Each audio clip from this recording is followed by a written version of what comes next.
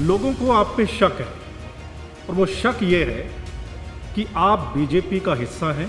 आप पहले बीजेपी में रहे, फिर आपने छोड़ी बीजेपी। अभी भी लोगों को लगता है, और खासकर आपके जो इलाका है उनको लगता है कि बलराज कुंडू बीजेपी के लिए काम कर रहा है। मैंने तो हुड्डा साहब का नाम आज तक पूरी यात्रा में एक बार भी नहीं लिया है। ये जो नेता हैं ये सभी ऐसी बातें करते हैं। ये मेरी बातों में और उनकी बातों में बहुत फर्क है। मैं वादा करता हूं जिस दिन इस प्रदेश के लोगों ने मुझे ऐसा कभी मौका दिया, मेरे जैसा कोई उस कुर्सी पे बैठा, इन लुटेरों को जो है ना 6 महीने नहीं लगेंगे, सारे जेल के अंदर होंगे। कहने वाली बातें होती, कुंडू सब सारे ऐसी बातें करते हैं।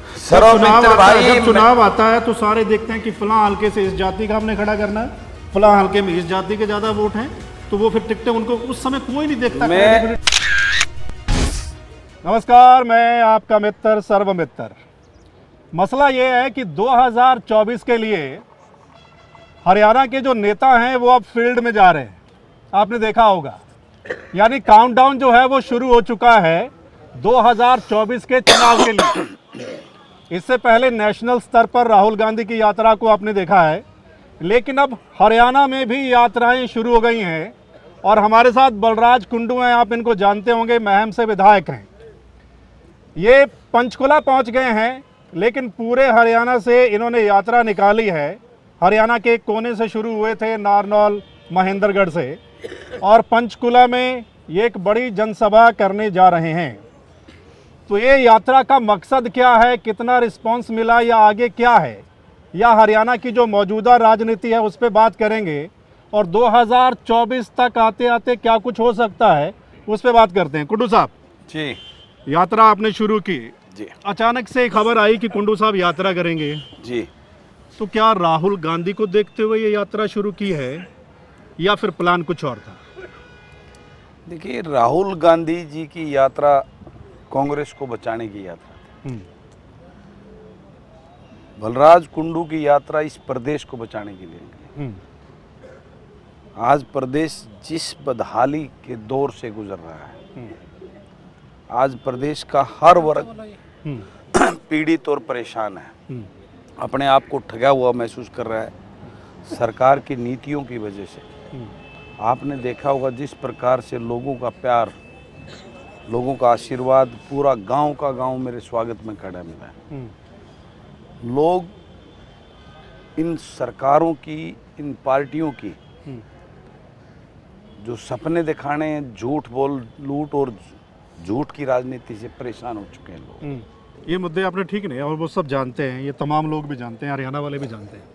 लेकिन आपकी यात्रा का मकसद ये है कि आप एक नई पार्टी बनाएंगे, और क्या एज ए सीएम फेस लेकर आ रहे हैं आप?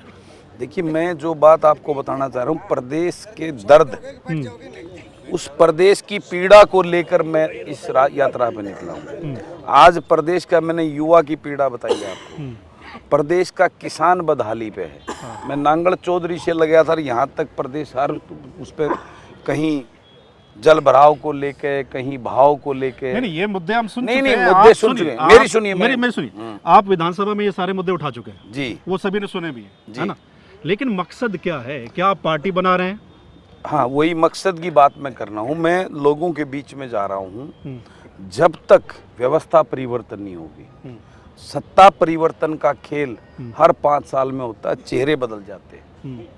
लेकिन आज प्रदेश जिस बदहाली सत्ता परिवर्तन के खेल से, महंगाई आसमान छूरी है, लूट और भ्रष्टाचार ने सारी सीमाएं पार कर दी है, बेरोजगारी में प्रदेश नंबर 1 पे आ गया है, अपराध में आज जो है ना सबसे अनसेफ स्टेट के अंदर हरियाणा का नंबर आने लग गया है। जब अनसेफ स्टेट है, क्राइम में कौन इंडस्ट्री वाला यहाँ पे पैसे लगाएगा? एक मिनट, मेरी मकसद की बात कर रहा हूँ, मैं उसी मकसद पे आ रहा हूँ। इन चीज़ों के लिए लोगों को अवेयर करने के लिए भी लोगों को व्यवस्था परिवर्तन के लिए सोच करनी होगी। और व्यवस्था परिवर्तन तब होगी जब इन पार्टियों की लूट और झूठ को देख चुके हैं। पहले कांग्रेस का राज देख चुके हैं, 10 साल कांग्रेस की लूट में। कांग्रेस से तंग आके लोगों ने जो ना भाजपा को लेके आए। भाजपा के बाद अब जो है ना एक वो ठगबंधन होया जेजेपी और बीजेपी का, उसको उसकी लूट तो सारे सीमाएं पार कर दी। जब तक किसान, मजदूर, गरीब का बेटा जो उस दुख तकलीफ को जानता हो, वो जब तक जनता का प्रतिनिधि बन के उनका वकील चुन के नहीं आएगा जो मुद्दों की राजनीति करे और युवाओं की भागीदारी राजनीति में हो, पढ़े लिखे युवा नई सोच के, तब तक व्यवस्था परिवर्तन नहीं होगा। और व्यवस्था परिवर्तन के लिए लोगों को जगाने के लिए मेरी ये यात्रा निकली है। मतलब आप अपने आप को सीएम के तौर पे पेश कर रहे हैं हरियाणा में। चलिए, मेरा अगला सवाल है जो बहुत इम्पोर्टेंट है और मेरे को लगता है पूरे हरियाणा वाले जानना चाहते हैं। लोगों को आप पे शक है और वो शक ये है कि आप बीजेपी का हिस्सा हैं। आप पहले बीजेपी में रहे, फिर आपने छोड़ी बीजेपी। अभी भी लोगों को लगता है, और खासकर आपके जो इलाका है उनको लगता है कि बलराज कुंडू बीजेपी के लिए काम कर रहा है। अच्छा। कांग्रेस को डाउन करने के लिए या हुड्डा साहब को डाउन करने के लिए बलराज कुंडू जो कर रहा है ये बीजेपी का प्लान है। मैंने तो हुड्डा साहब का नाम आज तक पूरी यात्रा में एक बार भी नहीं लिया है। मैं तो पहले दिन से सरकार की कार्यशैली और भाजपा की जो कार्यशैली उसकी चोर लुटेरी नीतियों के प्रति सरकार को, जो पहली बात। नंबर 2 बात, इस प्रकार की जो बातें आपने सीएम की बात करी, ये चोर लुटेरे राजघराने बन सकते हैं। तो मैं तो किसान का बेटा हूँ, एक गरीब किसान छोटे से घर में पैदा हुआ, खेती का सारा काम किया हुआ है। मुझे उस किसान की पीड़ा और दर्द का मालूम है। तो उस किसान के, छोटे किसान का बेटा, एक फौजी का बेटा सीएम क्यों नहीं बन सकता? ये चोर लुटेरे राजघराने जो बीजेपी को जमुना पार भेजने के नाम पर लोगों की वोट लेके आए, वो जब सीएम और डिप्टी सीएम के ख्वाब देख सकते हैं, बन सकते हैं, तो ये किसान और फौजी का बेटा क्यों नहीं बन सकता? ये जिस प्रकार की भ्रांतियां ये फैला रहे हैं, इनको ये पता है बलराज कुंडू जैसे सोच के जिस दिन इस कुर्सी पे बैठ के इन लुटेरों की दुकान बंद हो जाएगी, इनके गले में हाथ देकर जो इस प्रदेश को लूटा है वो एक एक चीज का हिसाब लेने का काम करेगा बलराज कुंडू। ये जो नेता हैं ये सभी ऐसी बातें करते हैं। यही मेरी बातों में और उनकी बातों में बहुत फर्क है। सर्वमित्र भाई, मुझे जो है अगर वो काम करना होता तो मैं आगे के लिए इंतजार ना करता, इसी सरकार में मैं कैबिनेट मंत्री बना होता और मैं जो है ना इस प्रदेश में सरकार में बैठ के मलाई लूट रहा होता। मेरे ऊपर जो कह रहे हैं बात, मेरे खानदान ने कभी वो नहीं देखा। मेरे ऊपर 12 केस इस सरकार में लगे जो 100% झूठे हैं। मेरे भाई को अंदर तक यहाँ नहीं हुआ तो मध्य प्रदेश तक केस मेरे परिवार के ऊपर लगाए गए। मेरे ऊपर जो है रेडें पड़ी गई।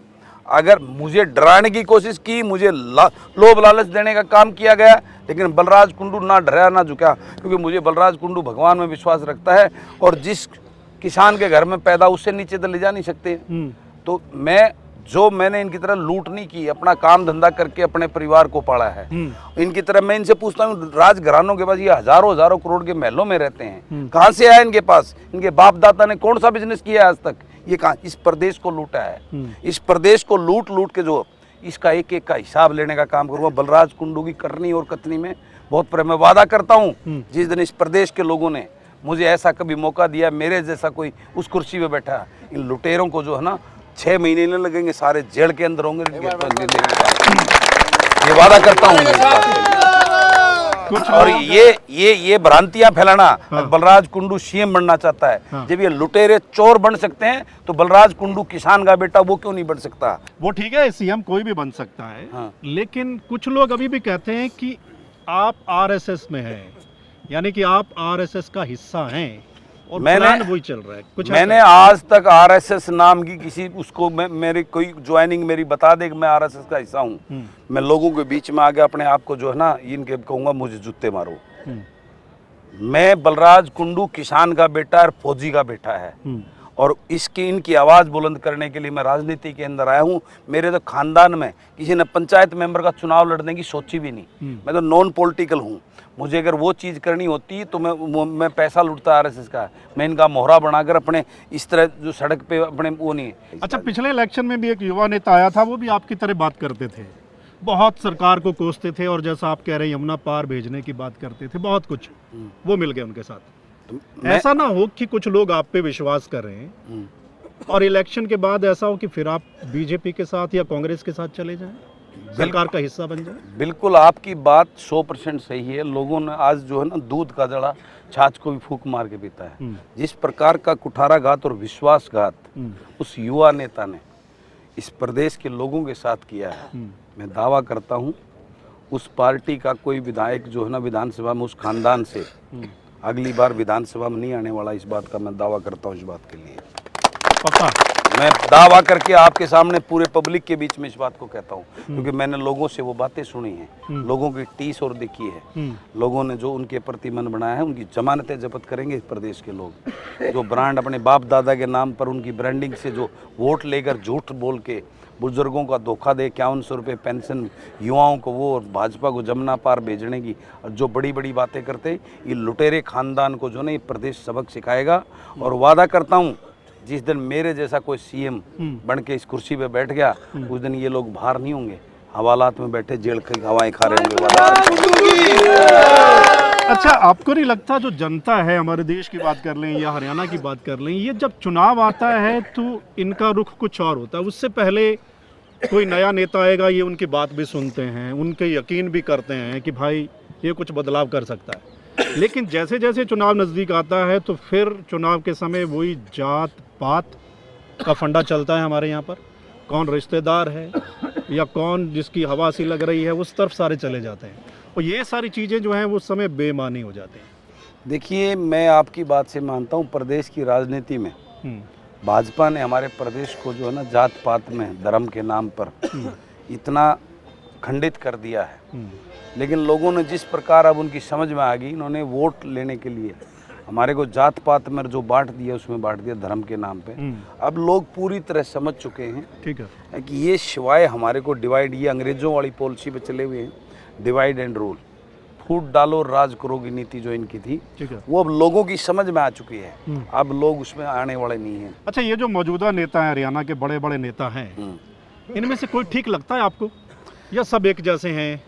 देखिए, बड़ा नेता कोई नहीं होता, बड़ा जनता जनार्दन होती है। जनता जनार्दन जिसको चाहती है उसको बड़ा करती है। ये अपने आप में बड़े बने फिरते हैं, बड़ा कोई, जनता से बड़ा कोई नहीं है, लोगों से बड़ा कोई नहीं है, बड़ा बनाने वाला यही है। नहीं, मतलब कोई ठीक लगता आपको उनमें से कोई नहीं? मैं सब एक ही थाली के चट्टे बट्टे, सब सारे एक ही गेम के फिक्सिंग मैच है सबका, ये फिक्स करके सारे गेम को चलाते हैं, जनता को बेवकूफ़। मैंने तो उस करीबी से वो विधानसभा में जाके इन चीज़ों को देखा है। ये अब जनता को बेवकूफ़ बनाने वाली राजनीति बंद होगी। अब जनता की सरकार होगी, जनता के लोगों के अपने बेटे जो उस तकलीफ और पीड़ा को समझते होंगे वही विधानसभा में पहुंचेंगे। किस किस की फिक्सिंग है हरियाणा में? फिक्सिंग हरियाणा सब की फिक्सिंग है। हरियाणा में दिखने को ये है, सारे लोग फिक्स हैं अंदर से, सब पूरी वहाँ पे पूरा फिक्स होके आता है। आपने ये शेर बोलना है, उसके जवाब में मैंने ये शेर बोलना है। अच्छा। 3 शेर वो लिख के लाएंगे तो 3 वो लिख के लाएंगे। अच्छा। 2 शेर वहाँ से लिख के लाएंगे तो 2 शेर वहाँ के लाएंगे। हाँ। वहाँ मुद्दों पे राजनीति नहीं होती। विधानसभा की गरिमा को खत्म कर दिया है। वहाँ पे टिक्का टिप्पणी एक दूसरे पे लांछन लगाने के अलावा कोई मुद्दों की बात, राजनीति वहाँ विधानसभा के पटल पर नहीं होती। वहाँ इस प्रदेश को लूटने के लिए नीतियाँ। आज प्रदेश के ऊपर 3.5 लाख करोड़ रुपए का कर्जा हो चुका है। अच्छा, एक बड़ा सवाल है। हाँ। कि कुंडू क्या अकेला चलेगा आगे आने वाले समय में भी, या फिर कहीं आपको लगा नहीं कि बात नहीं बन रही है पार्टी में या बात नहीं हो रही, तो फिर किसी पार्टी में आप शामिल होंगे या अलायंस कर लेंगे? ये साफ कीजिए आज। पर कुंडू अकेला कैसे मान लिया आपने? ये बैठे ना हरियाणा वासी मेरे साथ,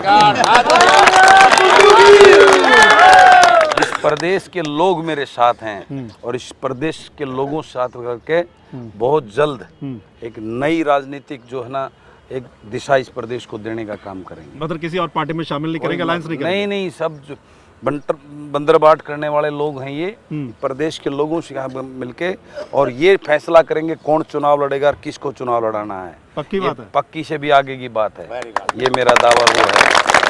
प्रदेश में ऐसे किसी को थोपा नहीं जाएगा कि ये हमारा कैंडिडेट होगा। उस कैंडिडेट को डिसाइड भी वहाँ प्रदेश के हल्के के लोग करेंगे। अगर इसको कैंडिडेट बनाओ, उसको कैंडिडेट बनाएंगे। कहने वाली बातें होती है, कुंडू सब सारे ऐसी बातें करते हैं। जब चुनाव आता है तो सारे देखते हैं कि फलां हल्के से इस जाति का हमने खड़ा करना है, फलां हल्के में इस जाति के ज्यादा वोट हैं, तो वो फिर टिकटें उनको उस समय कोई नहीं देखता। मैं आपको इस प्रथा को बदलने के लिए मैं इस राजनीति में आया हूँ, और आप भी मेरी नज़र में उन बुद्धिजीवियों में आते हो जिसको जो है ना ऐसे चेहरे जो इस राजनीति में जब आएंगे, जब राजनीति की व्यवस्था परिवर्तन होगी और मेरे अंदर उसके अंदर आपको यही बदलाव आगे भी देखने को, आज तक का भी बदलाव है। मैं तो नॉन पॉलिटिकल फैमिली से हूँ, पहली बार विधायक बना हूँ, पहली बार का 3.25 साल 3.5 साल भी नहीं हुए हैं अभी तो, 3.5 साल के विधायक ने आज पूरे प्रदेश के अंदर एक चिंगारी लगा दी। मेरे ख्याल मंत्रियों के नाम लोग सब नहीं जानते, आज पूरा प्रदेश बलराज कुंडू को जानता है, यही मेरी उसकी सच्चाई का। Very good. ये पहचान मेरी नहीं, मेरी सच्चाई की और मेरी अपनी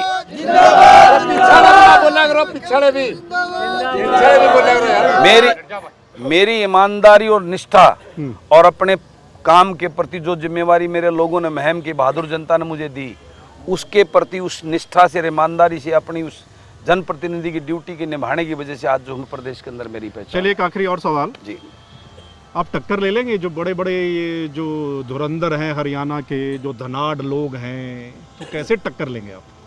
मेरे पास इतना धन है इस लोगों के प्यार का, उससे बड़ा अनमोल तो कोई चीज होती ही नहीं। और इस हरियाणा प्रदेश के लोगों का अनमोल प्यार और आशीर्वाद, ये बड़े बड़े धन के ढेर कुबेर जो है ना, ये ढह जाएंगे उसके सामने पहाड़। इनके बड़ी कोई ताकत और पावर कोई नहीं होती जो जनता की जो आप देख रहे हैं। इन्हीं लोगों ने बड़ी बड़ी ताकत। बहुत बहुत धन्यवाद कुंडू साहब, आपने सुन लिया।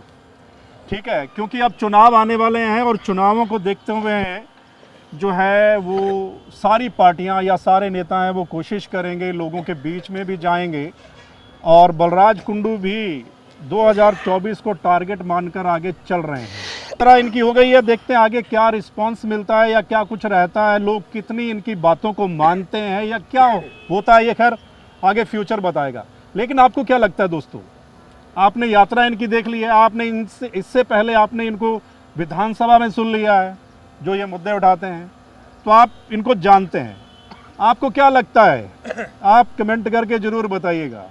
हरियाणा में जो मौजूदा हालात हैं या जो बलराज कुंडू बोल रहे हैं या दूसरे नेता बोल रहे हैं, आप अपनी राय जरूर दीजिएगा। और इस वीडियो को अगर आप शेयर दे देंगे तो पूरा हरियाणा अपनी राय दे पाएगा। चलिए फिर मिलते हैं अगले मसले के साथ, तब तक के लिए नमस्कार, आदाब, सत श्री अकाल, राम राम। चौधरी छोटू राम की